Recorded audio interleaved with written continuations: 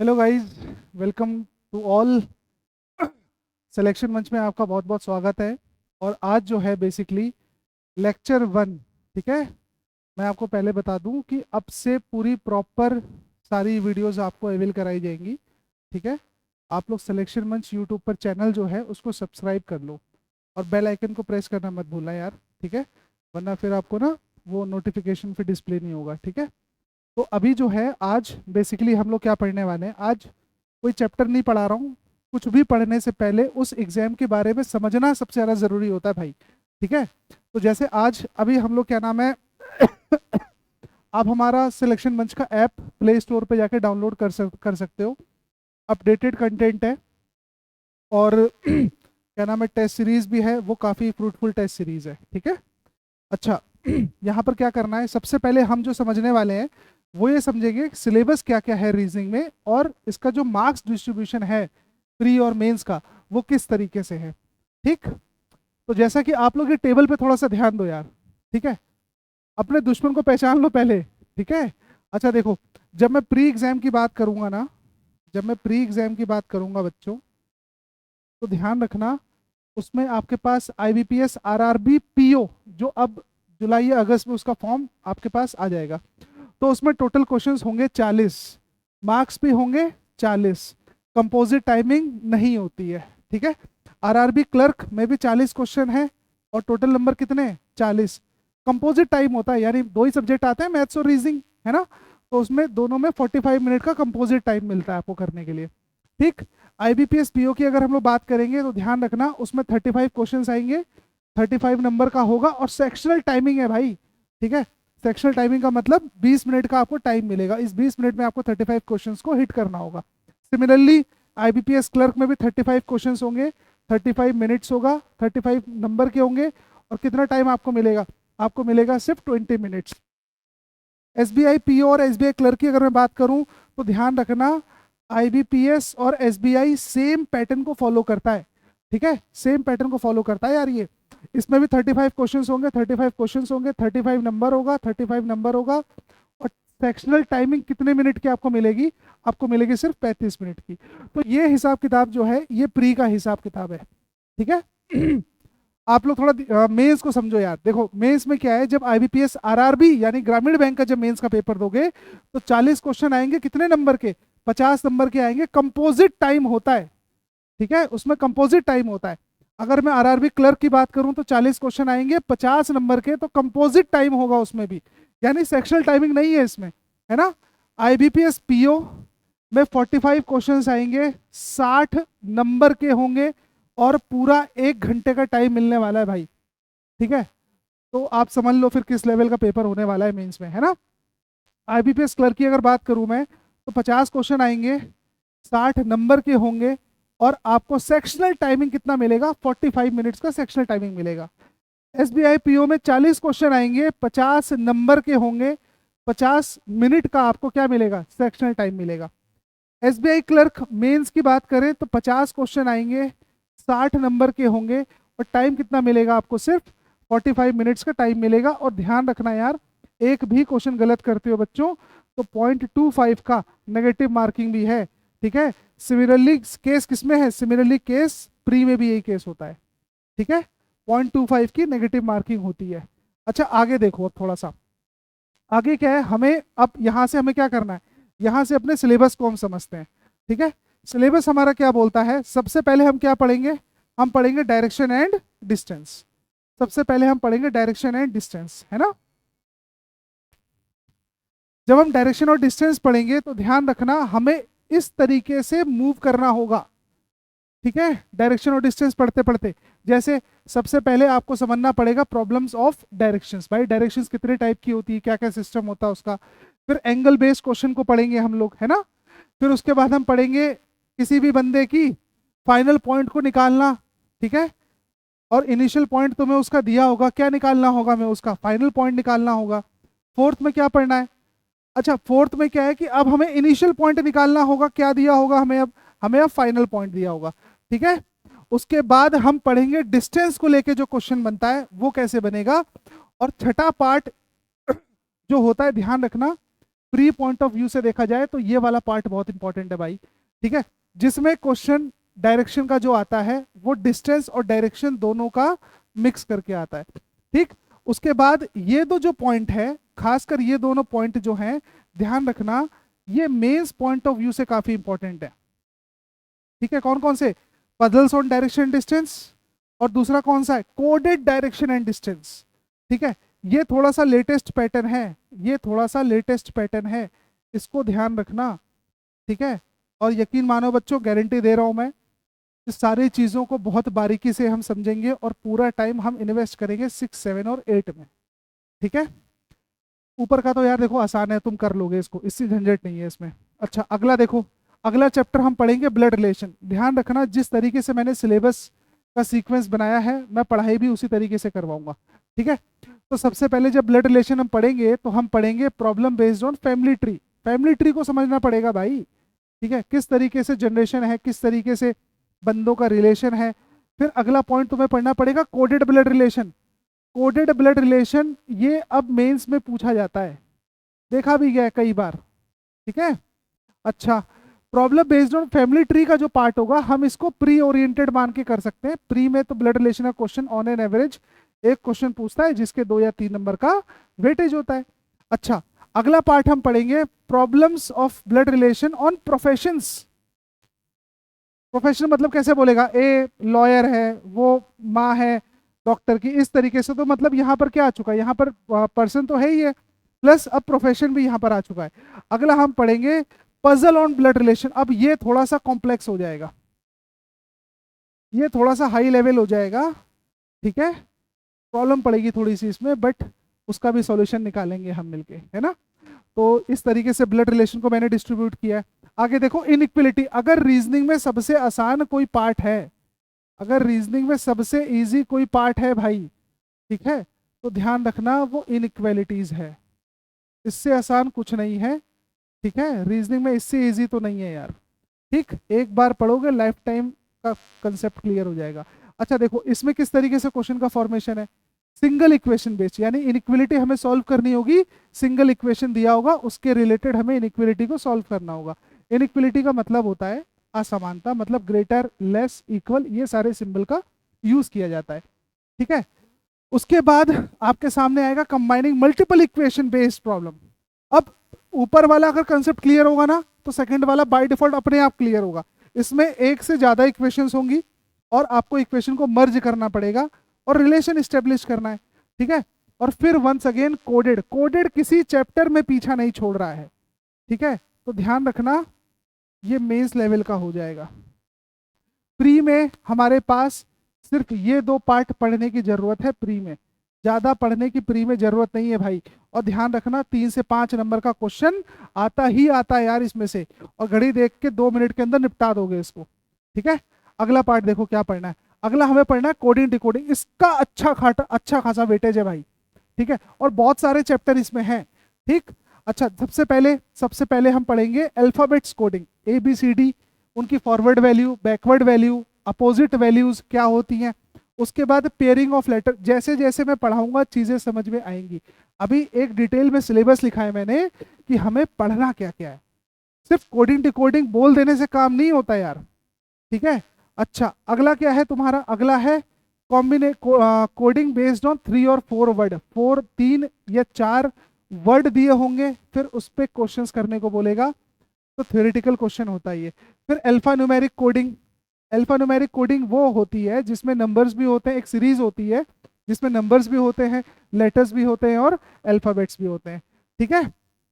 उसके बाद सब्स्टिट्यूशनल कोडिंग या चाइनीज कोडिंग, मेनली इसको चाइनीज कोडिंग, वैसे चाइनीज कोडिंग के नाम से बुला दिया जाता है, ठीक है। अच्छा, एक चीज ध्यान रखना यार, अगर ना एक भी क्वेश्चन आया, साथ छठा भी देख लो पहले एक बार, कंडीशनल कोडिंग प्री लेवल।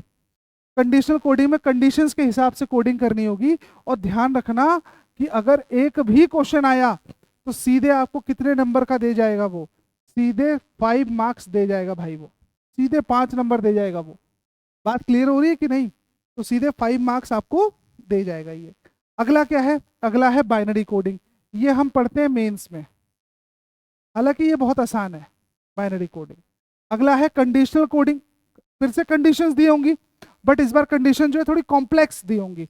अगला होगा लॉजिकल एडवांस कोडिंग। अब भैया ये भी थोड़ा सा कॉम्प्लेक्स पड़ता है मामला, ये भी कॉम्प्लेक्स पड़ता है, ठीक है, ये भी कॉम्प्लेक्स पड़ता है थोड़ा सा। उसके बाद हम क्या पढ़ेंगे, उसके बाद हम क्या पढ़ेंगे, उसके बाद हम पढ़ेंगे फॉर्मेशन ऑफ वर्ड्स। ये एक आध नंबर का देखने को मिल जाता है कभी कभार, एक आध नंबर का देखने को मिल जाता है ये फॉर्मेशन ऑफ वर्ड्स, है ना, एक आध नंबर का देखने को मिल जाता है। देखो यार लाइट चली गई है, इन्वर्टर भी थोड़ा सा शायद में भी डिस्चार्ज हो चुका है ना, बट मैं उम्मीद करता हूँ, चलो लाइट आ गई अच्छी बात है भाई, है ना। अच्छा, अगला है हमारा मीनिंगफुल वर्ड फॉर्मेशन। ये भी एक नंबर का देखने को मिल जाता है। तो क्लर्क लेवल की अगर बात करूँ ना मैं, तो कोडिंग डिकोडिंग से ऑन एन एवरेज कितने क्वेश्चन देखने को मिल रहे हैं मुझे। अभी एसबीआई क्लर्क का पेपर हुआ था, ठीक है, उसमें प्री में एक तो तुम्हारा 5 नंबर का इससे पूछा गया था, है ना। उसके बाद फॉर्मेशन ऑफ वर्ड और मीनिंगफुल वर्ड फॉर्मेशन, ये दोनों से एक एक क्वेश्चन पूछे थे, यानी ऑन एन एवरेज कितने क्वेश्चन पूछ लिए एग्जामिनर ने, 7 क्वेश्चन एग्जामिनर ने पूछ लिए, ठीक है। यहां से अगला देखो क्या है, अगला है रैंकिंग। रैंकिंग, रैंकिंग का मतलब क्या होता है, रैंकिंग का मतलब होता है किसी की पोजीशन बताना, किसी भी आदमी की या किसी भी ऑब्जेक्ट की मुझे क्या डिसाइड करनी है, मुझे पोजीशन बतानी है, ऊपर से कितने नंबर पे है, नीचे से कितने नंबर पे है, या दो आदमियों के बीच में कितने बंदे बैठे हुए हैं, ठीक है, इसको हम क्या बोलते हैं, इसको हम बोलते हैं रैंकिंग, ठीक है। तो रैंकिंग में इतनी सारी चीजें आपको पढ़नी पड़ेंगी बच्चों, ध्यान से सारी चीजें लिख लेना यार, ठीक है। जैसे जैसे मैं पढ़ाता रहूंगा आपको मालूम चलेगा कि यार सर ने ये सब चीजें पढ़ा दी और एग्जाम में इसी तरीके से क्वेश्चन पूछता है ना। इतना डिटेल में सिलेबस आज सारी फैकल्टीज ने आपसे डिस्कस किया, इतना डिटेल में सिलेबस आपको जनरली नहीं मिलता है, ठीक है। अच्छा, अगला है ऑर्डर, अगला है ऑर्डर बेस्ड क्वेश्चन। मस्त चैप्टर है भाई ये, और यहां से सिटिंग अरेंजमेंट अपना शुरू हो जाता है, यहां से अपना सिटिंग अरेंजमेंट स्टार्ट हो जाता है, ठीक है। अब ऑर्डर का मतलब क्या होता है, अब वो मत कहना कि सर वो जज साहब जो ऑर्डर देते हैं, वो ऑर्डर की बात नहीं हो रही है। ऑर्डर का मतलब बोलता है कि जैसे 5 बुक्स हैं, फिजिक्स केमिस्ट्री बायोलॉजी मैथ्स, है ना, फला फला बुक्स हो गई।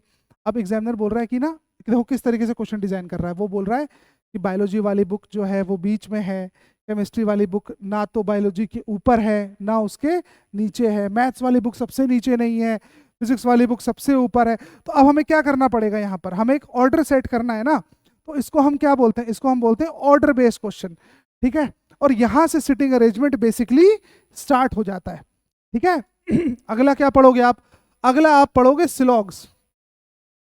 ये चैप्टर भैया खिचड़ी वाला चैप्टर है, ठीक है। खिचड़ी वाला चैप्टर है, थोड़ा सा कॉम्प्लेक्स है, बट यकीन मानो, ठीक है, अपन लोग पढ़ेंगे सारे क्वेश्चन के आंसर देंगे, ठीक है, बिल्कुल घबराने की जरूरत नहीं है इसमें। और इतने सारे चैप्टर इसमें आपको पढ़ने हैं, ठीक है। देखो सुनो, जैसे इसमें लिखा हुआ रिवर्स सिलॉग, कोडेड सिलॉग, फोर्थ वाला, और ये तीनों के तीनों पार्ट आपको मेंस में देखने को मिलता है, मेंस में देखने को मिलेगा ये तीनों पार्ट। और अगर मैं इसकी बात करूं इन दोनों की, तो ये दोनों आपको प्री में देखने को मिलते हैं, एग्जामिनर का पेट क्वेश्चन है, 3 क्वेश्चन तो गिरी से गिरी हालत में प्रेजेंट है भाई। और फिर वही बात है, कंसेप्ट सॉलिड है, 1 मिनट के अंदर उड़ा देंगे इसको, ठीक है। अच्छा, अगला क्या है, मैंने आपको बोला था ना, ऑर्डर से अपना सिटिंग अरेंजमेंट स्टार्ट हो जाता है ना। अब सिटिंग अरेंजमेंट का मतलब क्या है बच्चों, सिटिंग अरेंजमेंट, सबसे पहले सिटिंग अरेंजमेंट जो पढ़ना है हमें, वो क्या पढ़ना है, circular sitting arrangement. Circular sitting arrangement में क्वेश्चन इस तरीके से बोलेगा कि 8 लोग हैं, 9 लोग हैं, 10 लोग हैं, एक सर्कुलर टेबल पे बैठे हैं, सबका मुंह इनसाइड है, एक तो ये लॉजिक हो गया। दूसरा बोलेगा कि सर्कुलर टेबल है, 8 लोग हैं, 9 लोग हैं, 10 लोग हैं, सबका मुंह आउटसाइड है ना, एक तो ये हो गया। अगला क्या बोल देगा, अगला ये बोलेगा सर्कुलर टेबल है, कुछ का मुंह इनसाइड है और कुछ का मुंह आउटसाइड है। ये तुम्हारा क्वेश्चन स्टैंडर्ड क्वेश्चन बन गया अब, है ना। तो यहां से ये भी हमें पढ़ना पड़ेगा। अच्छा, अगर मान लो सपोज अगर आपने सर्कुलर सिटिंग अरेंजमेंट पे कंट्रोल पा लिया ना, तो ध्यान से सुनो, स्क्वायर टेबल, रेक्टेंगल टेबल, ठीक है, हेक्सागोनल टेबल, ऑक्टागोनल टेबल, कोई भी किसी प्रकार का टेबल होगा ना, एक भी क्वेश्चन नहीं अटकने वाला है। ध्यान रखना, इनसाइड आउटसाइड दोनों पे क्वेश्चन पूछता है, फॉर्मेशन दोनों टाइप से होगा यहाँ पर। अगला हम क्या पढ़ेंगे? अगला हम पढ़ेंगे linear sitting arrangement. Linear sitting arrangement का मतलब एक सीधी लाइन है, उसमें बंदे बैठे हुए हैं। मान लो 7 बंदे ए से लेके तुम्हारे जी तक 7 बंदे हैं, वो एक लाइन में बैठे हैं, सबका मुंह कहाँ पर है? नॉर्थ की तरफ है। इसी क्वेश्चन को चेंज कर देगा, बोलेगा 7 बंदे हैं, सबका मुंह कहाँ पर है? साउथ की तरफ है। इसी क्वेश्चन को चेंज कर देगा, बोलेगा 4 का मुंह इनसाइड, 4 का मुंह नॉर्थ में, 4 का मुंह जो है साउथ में। या ऐसा बोल देगा कि कुछ का फेस जो है वो नॉर्थ डायरेक्शन में है, कुछ का फेस जो है वो साउथ डायरेक्शन में है। ठीक है, तो चीजें वही हैं, कोई दिक्कत नहीं है, इसको मजा आने वाला है पढ़ के, है ना। अच्छा, सबसे इंपॉर्टेंट अरेंजमेंट में जो क्वेश्चन बनता है भाई, ठीक, ध्यान रखना, उसको हम बोलते हैं फ्लोर बेस्ड सिटिंग अरेंजमेंट। ये बहुत इंपॉर्टेंट है, मेंस में भी क्वेश्चन इसका बनता है। ठीक है, अच्छा, फ्लोर बेस्ड सिटिंग अरेंजमेंट में दो टाइप के, एक तो फ्लोर वाला क्वेश्चन होगा, दूसरा फ्लोर के साथ क्या आएंगे तुम्हारे, अब फ्लैट आ जाएंगे, है ना। एक बात बताओ, 8 मंजिले इमारत है, 8 मंजिल की फ्लोर है, तो 1 2 3 4 ऐसे होता है कि 1 2 3 4 ऐसे होता है? बताओ भाई, फर्स्ट वाली टॉप की इमारत 1 नहीं होती है ना, नीचे वाले शुरू होता है ना 1 2 3 4। तो ध्यान रखना, इसमें शुरुआत कहाँ से होगी? 1 2 3 4, इस तरीके से चले जाओगे आगे, है ना।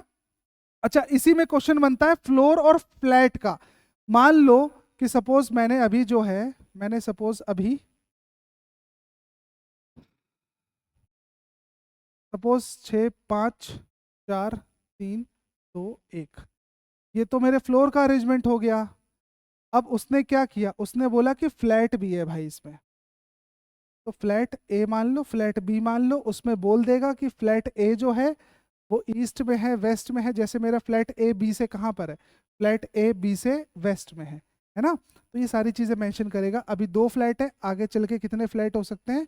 3 फ्लैट भी हो जाएंगे, तो कोई दिक्कत नहीं पड़ेगी उसमें। ठीक है, अगला पार्ट हम लोग क्या पढ़ेंगे? अगला पार्ट हम पढ़ेंगे day and month based sitting arrangement. Sunday Monday से लेके ऐसे 7 दिन के, हफ्तों के 7 दिन में बंदे बैठे हुए हैं, एक संडे को बैठा है, एक मंडे को बैठा है। ठीक है, इस तरीके से सिटिंग अरेंजमेंट जो होता है उसको हम बोलते हैं डे वाला sitting arrangement. Month sitting arrangement किसको बोलते हैं? जनवरी से लेके दिसंबर तक, इस तरीके से बैठाने के लिए बोलेगा वो। ठीक है, तो ये भी काफ़ी इंपॉर्टेंट है भाई, है ना। इसको भी काफ़ी इंपॉर्टेंट तरीके से थोड़ा सा ध्यान रखना। और फिर आता है आपका बॉस। अब बॉस क्यों बोल दिया मैंने इसको? देखो, सारा खेल जो है, सारा खेल इसी का है भाई, है ना। अगर आप बैंकिंग के एस्पिरेंट हो तो ध्यान रखना, पजल को पढ़े बिना काम चलने वाला नहीं है। आप सोचो मैं इसको स्किप कर जाऊं तो ये नेक्स्ट टू इम्पॉसिबल है भाई, आपका सिलेक्शन नहीं होगा फिर। ठीक है, अच्छा, पजल कुछ अलग चीज़ नहीं है। एक बात सुनो ध्यान से, जैसे मान लो सपोज मैंने बोला कि 8 बंदे हैं, सर्कुलर टेबल में बैठे हुए हैं, ए यहाँ पर है, बी वहाँ पर है, सी इसके बगल में, डी इसके बगल में। तो अभी हम क्या कर रहे हैं? अभी हम इनको एक क्रोनोलॉजी बना रहे हैं कि कहाँ कहाँ बैठेंगे, है ना। तो इसको मैं बोलता हूँ सिटिंग अरेंजमेंट। अब क्वेश्चन कैसा बोल रहा है? बोल रहा है 8 बंदे हैं ए से लेके एच तक, अभी अलग अलग कंट्री से भी है। ठीक है, फिर इनको अलग अलग फूड पसंद है, इनको अलग अलग कलर पसंद है। ठीक है, रेड कलर वाला बंदा इंडिया से नहीं है और वो ए के बगल में बैठा है, समझ रहे हो। तो यहाँ पर इस टाइप के क्वेश्चन को हम क्या बोलते हैं? इसको हम बोलते हैं पजल्स। पजल में सारे के सारे sitting arrangement by default count हो जाते हैं बच्चों, ध्यान रखना। पजल में सारे के सारे सिटिंग अरेंजमेंट काउंट हो जाएंगे तुम्हारे, और सबसे ज्यादा वेटेज इसमें पजल का ही होता है। ठीक है, मैं बता रहा हूं आपको, एक चीज समझो, सिटिंग अरेंजमेंट, सिटिंग और पजल, यही दोनों मिला के आपके पीओ के पेपर में कम से कम 20 से 25 नंबर के आते हैं यार। अब खुद सोच लो कितना इंपॉर्टेंट है। मिसलिनियस तो पढ़ना ही पढ़ना है, प्लस इस पे कंट्रोल नहीं हुआ ना अगर, तो फिर पेपर क्रैक करने में प्रॉब्लम आ जाएगी यार। ठीक है, और मेंस में तो फिर आपको अल्टीमेटली यही मिलने वाला है। ठीक है, अच्छा, अब अगला ये वाला पार्ट जो है, ये प्री में देखने को नहीं मिलता है, ये थोड़ा सा मेंस में देखने को मिलता है। इसको हम बोलते हैं मशीन इनपुट एंड आउटपुट। ठीक है, इसको ना मैं मशीन इनपुट आउटपुट बोलने के बदले इसको मैं एडवांस कोडिंग बोल देता हूँ, एडवांस कोडिंग ही बोल देता हूँ मैं इसको। ठीक है, एडवांस कोडिंग ही बोल देता हूँ, क्योंकि अगर एडवांस, जब कोडिंग डिकोडिंग में हम लोग जब लॉजिकल कोडिंग पढ़ रहे थे ना, जब उसमें एडवांस कोडिंग एक था ना, तो जब तुम उसको पढ़ लोगे ना एक बार, जब तुम्हारे कंसेप्ट काम करने, लॉजिक काम करने लग जाएगा, तो फिर ये चैप्टर भी कोई रॉकेट साइंस नहीं है, ये चैप्टर भी इजीली सॉल्व हो जाएगा, है ना। तो मशीन इनपुट आउटपुट में आपको इतने तरीके के क्वेश्चन पढ़ने हैं, इतने टाइप के क्वेश्चंस आपको पढ़ने हैं। चुपचाप पहले पेन से सारे सिलेबस अपने कॉपी पे लिख डालो, ठीक है, और फिर ये देखो कि एग्जाम में किस किस तरीके से क्वेश्चन पूछेगा, ठीक है। Without the knowledge of syllabus it is next to impossible to beat any exam, है ना, ध्यान रखना इस बात को। अगला जो है डेटा सफिशिएंसी, ये प्री में तुम्हें रेयर केस में देखने को मिलेगा, ठीक है, लेकिन मेंस में भैया आता है, मेंस में आता है डेटा सफिशिएंसी। डेटा सफिशिएंसी का मतलब होता है आंकड़े अपर्याप्तता। अब मैंने तो प्योर हिंदी बोल दी सर, ये क्या होता है। हाँ, देखो इसमें क्या करना होता है, हमें किसी एक पर्टिकुलर क्वेश्चन हमसे पूछेगा, अब उसको आंसर करने के लिए दो स्टेटमेंट दे देगा वो, है ना। आपको सिर्फ ये बताना है कि दोनों में से कौन सा स्टेटमेंट उस पर्टिकुलर क्वेश्चन का आंसर देने के लिए सफिशिएंट है। एक सफिशिएंट है कि दोनों सफिशिएंट है, कि दोनों सफिशिएंट अपनी अपनी जगह पर हैं, कि दोनों इनसफिशिएंट हैं, कि दोनों को मिला के आंसर निकलेगा, कि दोनों को मिला के आंसर नहीं निकलेगा। ऑप्शन भी इसी तरीके से डिजाइन होता है ना। तो जब मैं इसको पढ़ाऊंगा तब मैं इसके बारे में आपको बताऊंगा, ठीक है। अगला और सबसे लास्ट जो आपके सामने आने वाला है वो है लॉजिकल रीजनिंग। लॉजिकल रीजनिंग ये पूरा का पूरा मेंस में आता है, प्री में एक पैटर्न देखने को नहीं मिलता है। ध्यान रखना 6 से 7 क्वेश्चन भाई साहब, 6 से 7 क्वेश्चन इसके देखने को मिलते हैं लॉजिकल रीजनिंग के। अब लॉजिकल रीजनिंग के अंदर क्या क्या आता है, स्टेटमेंट और आर्ग्यूमेंट, है ना। अब स्टेटमेंट आर्ग्यूमेंट का मतलब क्या होता है, देखो अब इसमें ना कोई मैथ्स नहीं है, कोई इसमें कोई वो नहीं है, कोई कोई खास कोई इसमें कोई एप्लीकेबल मेथड नहीं है इसमें। बस आपको थोड़ा सा इंग्लिश तो एक बार ध्यान समझना है, इंग्लिश के बिना काम चलेगा नहीं, क्योंकि क्वेश्चन अब पैराग्राफ के फॉर्म में आता है। अच्छा मैं थोड़ा समझा दूं स्टेटमेंट आर्गुमेंट का मतलब होता क्या है। स्टेटमेंट आर्गुमेंट का मतलब होता है कि एक को स्टेटमेंट दिया होगा, फिर उसके बाद क्या नाम है, उन्होंने वहां पर 2 पॉइंट दिए होंगे, ठीक है। आपको बताना है कि कौन सा आर्गुमेंट सही है या कौन सा आर्गुमेंट गलत है, ठीक है। जैसे फॉर एग्जाम्पल मेरी बात सुनो, जैसे मान लो सपोज पापा ने बोला बेटा ऐसा है 10 लाख का बजट है, मुझे कार खरीदनी है मुझे, ठीक है। अब उसमें तुम्हारे घर पे क्या शुरू हो जाएगा, आर्गुमेंट शुरू हो जाएगा, सबके घर पे होता है। बड़ा भाई बोलेगा नहीं हम तो भैया ये वैगनार खरीद लेंगे, ये खरीद लेंगे, वो खरीद लेंगे। एक बोलेगा नहीं, छोटा वाला भाई बोलेगा नहीं यार पापा हम BMW खरीदेंगे। मम्मी बोलेंगे नहीं हम कोई भी कार खरीदेंगे लेकिन रेड और ब्लैक नहीं होनी चाहिए, है ना। अब यहाँ घर में क्या हो गया है, यहाँ पर घर में आर्गुमेंट हो चुका है ना। अब सही कौन होगा हमें यही चीज डिसाइड करनी होगी, ठीक है। तो इसको हम क्या बोलते हैं, स्टेटमेंट और आर्गुमेंट, है ना। अब स्टेटमेंट और कंक्लूजन क्या होता है, स्टेटमेंट और कंक्लूजन क्या होता है, जैसे मान लो कि आपने वो देखा है ना कभी संसद पार्लियामेंट देखा है, पार्लियामेंट उसमें क्या होता है पार्लियामेंट में, मान लो एक कोई एक्ट था उसको पास होना है, तो उसको पास होना है कि नहीं पास होना, उसके लिए वहां पर क्या होता है, उसके लिए वहां पर होता है डिबेट। डिबेट का मतलब वहां पर होता है आर्गुमेंट, आर्गुमेंट होता है ना उधर, और तगड़ा वाला आर्गुमेंट होता है, ठीक है। अच्छा ये बिल्कुल मत समझना कि जोर से बोल दोगे तो आर्गुमेंट सॉलिड हो जाएगा, ना ना, सॉलिड उसके जो फैक्ट्स होंगे वो बनाते हैं, चिल्लाने से आर्गुमेंट सॉलिड नहीं होता, ठीक है। स्टेटमेंट और कंक्लूजन का भी मतलब यही होता है। अब जैसे मान लो सपोज आर्गुमेंट आपका जो है सॉलिड हो चुका है, अब वहां पर क्या किया, एक लॉ बना दिया। अब उस लॉ को बनाने के बाद उस पर कंक्लूजन क्या क्या आएगा आपको ये फाइंड आउट करना है, ठीक है। जैसे मान लो जैसे कोरोना पे लॉकडाउन लग गया था, मोदी जी आए उन्होंने बोला कि भैया कल से लॉकडाउन हो जाएगा रात के 12 बजे से। अब ये तो उन्होंने बोल के चले गए, अब इसका कंक्लूजन, इसका इफेक्ट क्या हुआ, इसका क्या होने लगा, कंक्लूजन क्या होगा इसका, हमें इसको पढ़ना है, हमें इसको पढ़ना है। बात समझे कि नहीं, इसको हमें पढ़ना है, इसको हम बोलते हैं स्टेटमेंट एंड कंक्लूजन। अब statement and course of action, course of action का मतलब कोई कानून पारित हो चुका है, अब कोर्स ऑफ एक्शन उस पर क्या कार्रवाई की जाएगी, बात समझे, क्या उस पर कार्रवाई होनी चाहिए। जैसे फॉर एग्जाम्पल आप रास्ते से जा रहे थे, आपने देखा कि यार किसी पर्टिकुलर कोई एक बंदा था, वो किसी कारणवश उसका एक एक्सीडेंट हो गया, वो घायल हो चुका है, ठीक है। अब वहां पर क्या करोगे, उसको हम क्या बोलते हैं, उसको हम बोलते हैं कोर्स ऑफ एक्शन।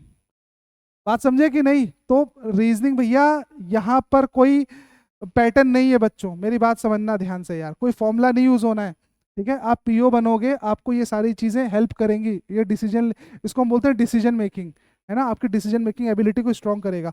और फिर लास्ट में आपका एक और पॉइंट आता है, एक होता है स्टेटमेंट एंड एजम्पशन, है ना।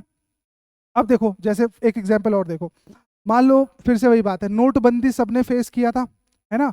अब फिर से वही बात है, अचानक से अनाउंसमेंट हो गया कि भैया कल से जो है 500 और 1000 के नोट बंद हो जाएंगे। अरे ये उन्होंने किया क्यों, इसके पीछे कारण क्या था, क्या एज्यूम किया गया था, तुम्हें उसके पीछे के कारण को पकड़ना पड़ेगा। बात समझे कि नहीं, उसके पीछे के कारण को पकड़ना पड़ेगा कि ऐसा क्यों हुआ था, ठीक है, हमें उसको ढूंढना पड़ेगा। तो उसको हम क्या बोलते हैं, स्टेटमेंट एंड अजम्पशन। अब ये इन्फरेंसेस क्या होता है, इन्फरेंसेस क्या होता है, देखो इन्फरेंसेस क्या होता है, आपने अनसीन पैसेज पढ़ा है इंग्लिश में, अनसीन पैसेज पढ़ के फिर वो बोलता है कि बताओ इस पर्टिकुलर अनसीन पैसेज का हेडिंग क्या होगा। तो हेडिंग कैसे डिसाइड करते हो भाई, इन्फरेंस तो करते हो आप, वहां से निष्कर्ष ही तो निकालते हो, उस पूरे का निष्कर्ष ही तो निकालते हो, ठीक है।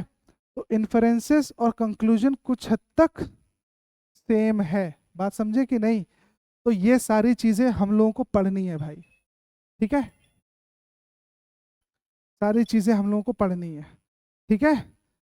तो बच्चों gear up, pull your socks up, और क्या नाम है, अपने आप को फिर से ठोक दो, क्योंकि ना आपके पास आरआरबी पीओ का एग्जाम 3 मंथ्स के अंदर अंदर आ जाएगा, आरआरबी पीओ और आरआरबी क्लर्क, है ना। तो इसको ना अभी से टारगेट बना लो यार, आरआरबी पीओ और आरआरबी क्लर्क को, और जुट जाओ भाई मेहनत पे, है ना। और यकीन मानो यार, सिलेक्शन मंच का जो प्लेटफॉर्म है ये आपके साथ कंधे से कंधा मिला के चलेगा, ठीक है। ओके बच्चों, thank you so much. Hello.